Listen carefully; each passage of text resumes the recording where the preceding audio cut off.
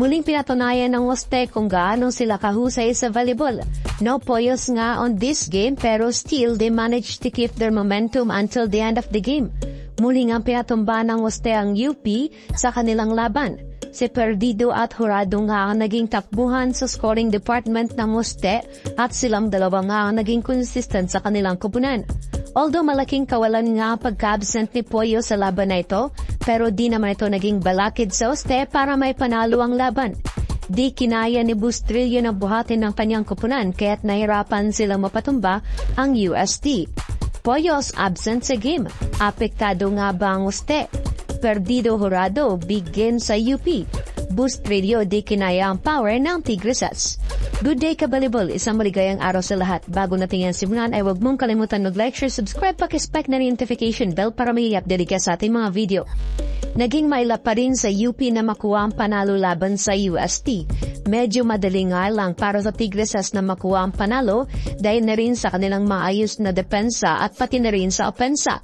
Nagpaulan nga si Perdido at Jurado ng kanilang malalakas na atake na naging dahilan sa kanilang pagkapanalo. Pinaluhod nga ng Waste ang UP in 4 sets sa score na 25-14, 25-13, 28-30 at 25-15. Hindi na nga pinatagal pa ng UST ang kanang laban at mukhang minalali na lang ito ang kanilang laro. Although bumanat naman ang UP ang third set kung saan na humabol pa sila at kinuha pa nga nito ang panalo.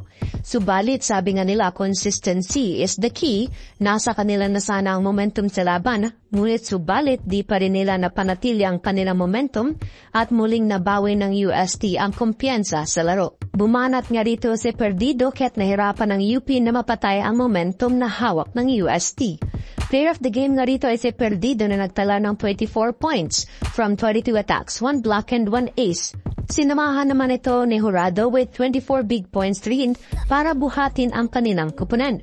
Samantala din naman kinaya ni Naitang at Bustrillo na buhatin ang kanilang team at nakapagtala lamang ito ng 14 points and 10 points respectively. Sayon nung una pa rin ng UST with 10 wins and 1 lost. Non-bearing game na nga lang ito para sa Waste pero they need to be on top para makuha ang twice to beat advantage. Samantala nasa bottom 2 pa rin ng UP and no chances na nga para sa kanila to be part of the final 4. Mga kabalibol, masaya ka ba sa performance na ipinakita ng UST? Sa tingin mo bang kakayanin nilang maipagpatuloy ang kanilang winning column hanggang sa semis game? Baka may komento ka pa rito. Comment down below. Huwag mong kalimutan mag-like, share, subscribe at mag-leave ng comment. Hit mo rin notification bell para maging updated ka sa ating mga video.